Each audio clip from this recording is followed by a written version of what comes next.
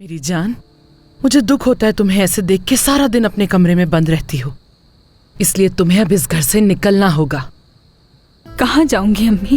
انشاءاللہ ایک نہ ایک دن سب کچھ ٹھیک ہو جائے گا، تم دیکھنا، میں کوئی نہ کوئی راستہ نکال لوں گی، لیکن تب تک کے لیے تمہیں یہاں سے جانا ہوگا۔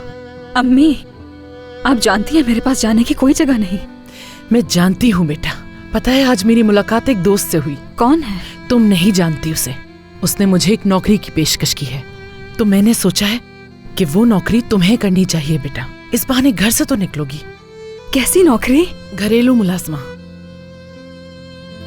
صبا بیٹی، تم اس گھر میں محفوظ نہیں ہو، نہ تو تم یہاں سکون سے پڑھ سکتی ہو اور نہ ہی اپنے کمرے کا دروازہ بند کیے بغیر بیٹھ سکتی ہو۔ وہ ایک بہت بڑا گھرانہ ہے، بہت خیال رکھیں گے وہ تمہارا، ٹھیک ہے؟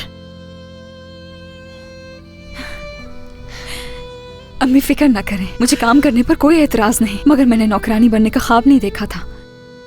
میں رات میں پڑھ کر امتحان دے دوں گی اپنا۔ تو ٹھیک ہے، میں انہیں ابھی فون کر کے بتا دیتی ہوں کہ تم یہ کام کرو گی۔ ٹھیک ہے امی۔